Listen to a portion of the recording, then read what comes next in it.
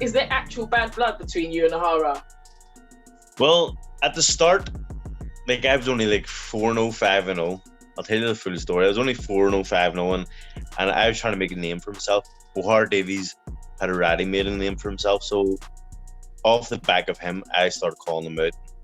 If he was watching right now, what message do you have for him, Tyrone? Turarov does not.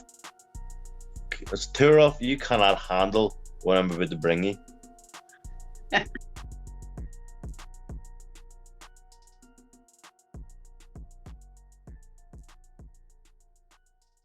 I'm KD. And I'm Sham, and we are Boxing and Bantz. 21 wins on his record. We have the super lightweight boxer, Tyrone, the mighty Celt McKenna. Welcome, Tyrone. We are so happy to have you on our show. How are you doing? Yeah, I'm good. Just chilling in the hotel room. Finished my 2 sessions for the day, so just relax and get ready for tomorrow. So, you turned pro in 2012, and after about 120 amateur fights. So, you had a stonking amateur career. What would you say about your career so far? How do you feel about, the pro world of boxing, and what advice would you give to an amateur boxer on their way to pro? Well, pro, I'm loving pro. Like I much prefer pro to amateur. I think you get a lot more recognition in professional boxing than you would in amateur, and I think they're just as difficult sports. They're completely different, but I just think the public and the media like professional boxing more, and you get a bit more recognition. So I love that about professional boxing. I love that it's slow paced as well, and there's a lot more rounds. There's 10 or 12 rounds you can fight. For an amateur boxer, I would just say to make sure you're ready to turn pro. I'd say a lot of amateur boxers that they don't really win much, and they say, "Oh, I have a pro style. That's why I'm going to move to the professional ranks." When they actually aren't really ready to move, I think you need to get that kind of experience and fight all over the world and fight different fighters and get a lot of experience before you can come into professional boxing. Mm-hmm. Okay, so how are you finding training during these times? Obviously we're in COVID. Do you have to take regular COVID tests as well? No, well, I'm only taking COVID tests for like the week of the fight, or if I'm flying away somewhere. But at the minute I'm just down in Dublin. Obviously it's hard to get a gym that's open. Mm-hmm. So our regular gym is closed at the minute. We're pretty much like going to different gyms trying to get the training sessions in, but we're still getting them in. There's still plenty of sparring going on. I can't complain about COVID or whatever's happening because I'm still fighting regularly. I mean, if it's my 3rd fight in a year, so compared to other people, I mean, up and comers or people that are prospects aren't really getting fight regularly because no one really knows them, so they're not really putting them on the shows, and that's how I feel sorry for. They're the ones that don't really have the funds to live until their next fight. Like they'll have to go and get jobs and stuff like that, so they're the ones really struggling. I just think I'm very lucky at the minute. Yeah, I understand that. So, Tyrone, you've had some great wins so far against the likes of, Mohammed Mamoon and Dara Foley. What fight have you enjoyed the most? I love wars. So 3 fights one of my favorite fights would be one I lost, which was Jack Catterall. There was I don't know about 4,000 or 5,000 people there. The atmosphere was unbelievable. I was dropped 3 times in that fight, and I got back up and gave them all. I turned it into a war, and I got beat by 1 point by a guy that's ranked number 1 in the world. So that was probably one of my favorite fights just because of the atmosphere. And where it was in Belfast, there's 4,000, 5,000 people there, so I really enjoyed that one. But other wars like the Mamoon fight, I loved. Half the York Hall was French, and the other half were Irish, and they were going crazy with each other, and then we were getting in the dust up, and And I just love ones that are really tough and grueling fights that you just go to war and you're getting hit and he's getting hit and you actually don't know what's happening. You're just in a fight. Yeah, And, you like the slugfest type yeah, I fight. just love it. I hate boring fights and going like my last fight. I went out and it was a boring fight. I went out with a game plan, the box, and I stuck to the game plan. But I just love being marked up and getting hurt and hurting lemons and marking lemons up and stuff like that. So yeah, the slugfest. So let's talk about the Golden Contract final back in September, just gone, where you fought O'HARA Davies. I mean, in watching that fight back, do you feel like you could have possibly done things differently to secure the win? And in addition to that, do you think that we will ever see you two both in the ring again? Well, I definitely could have done other things different. Pete Taylor, my coach, he came up with the game plan, and I think the game plan was right. It was the box and move. O'HARA Davies' very slow feet and very slow reaction, so I think that was the right game plan. I thought during the fight that I was winning it, so I didn't have to change the game plan. I thought, why risk getting into war with a guy that hits very hard like O'HARA Davies does? So, but looking back in hindsight, it's easy to say if I got into war and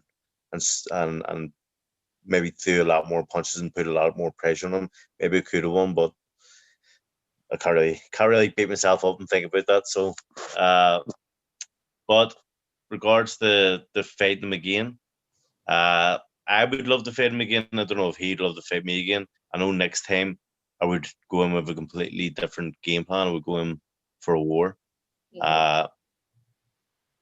And I think, do you know what, it could happen. I mean, when I win this next fight for the WBO Intercontinental, it puts me in top 5 in the world, or at least top 10 in the world.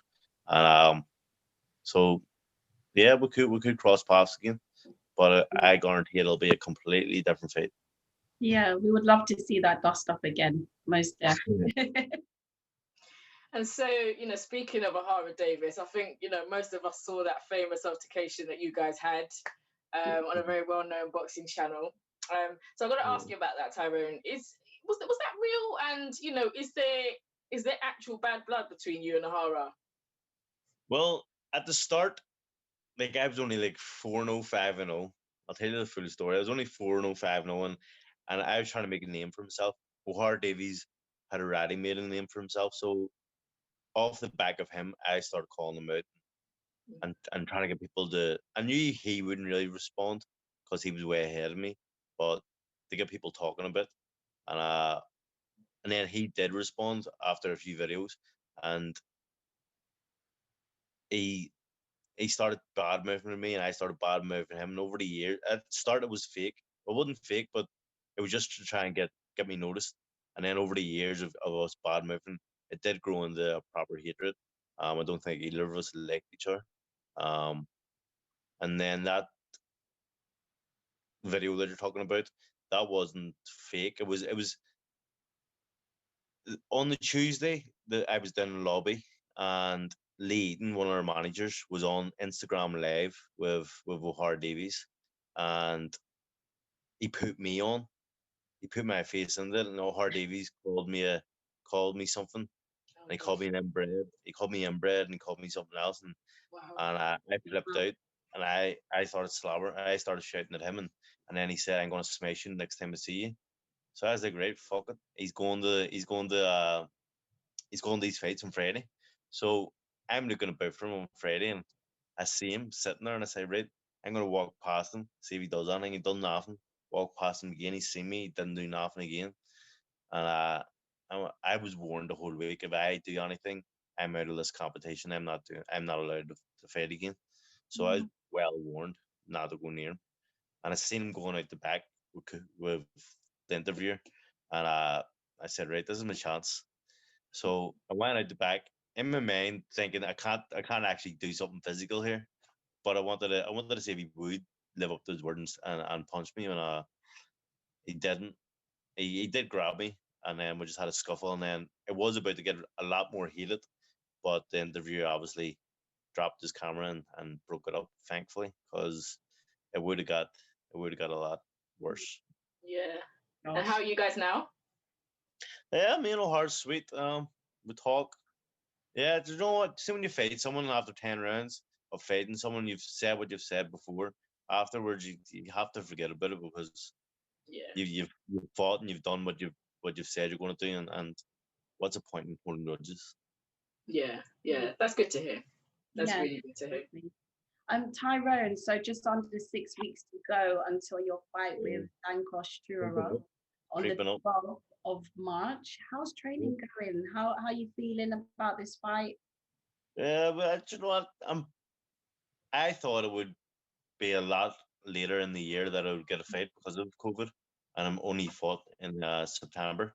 But to get told here, your next fight after the defeat against O'HARA, you're fighting an undefeated fighter, 24-0, for a good title, a WBO Intercontinental title. Gets me excited, gets me out of bed in the morning. I told him I don't want to go back to fighting the journeyman. I don't want to go back to fighting someone for a warm-up fight. I think they're very pointless, especially for a guy that's I'm ranked 14th in the world in box track, so I don't want to lower myself to any kind of levels. But I get told and getting into this kind of big fight, it excites me. The training's going brilliant. I've been sparring all week. I've been sparring my cousins, the McKenna brothers.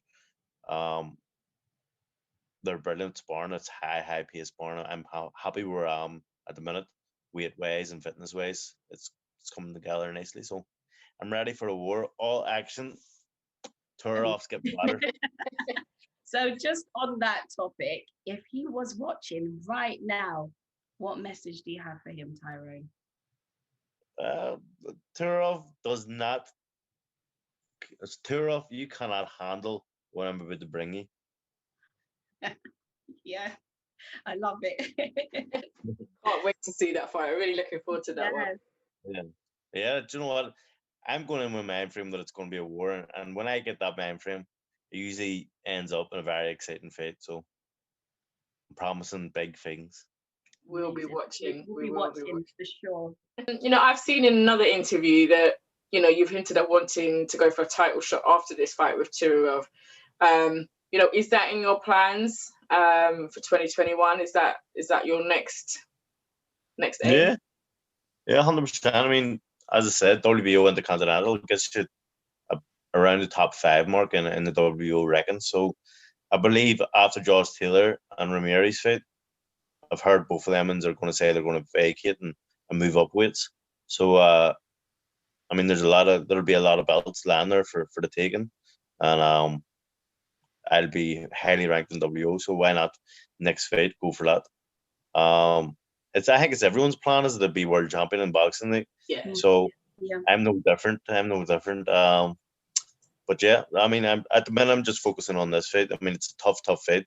Turarov's very good. He's very strong. He's very fast. He's elusive. But so I'm just focusing on him at the minute. Tyrone, I just want to say thank you so much for joining us today. I know you're busy with training and preparing for your fight. Thank you. Thank you again. And best of luck for your fight in March. We will be locked in and we will be watching. Tell the people where they can find you on social media and shout out your sponsors if you have some. Instagram is Tyrone_Mick_Kenna, and Twitter is Tyrone McKay. My sponsors: Lux Interiors, Peak Physique, Northern Property, Legends. Tyrone, thank you so much again for joining us. It's been a lovely interview. And don't forget, we are KD and Sham at Boxing and Bantz. And don't forget to like, comment, share, and subscribe. See you later.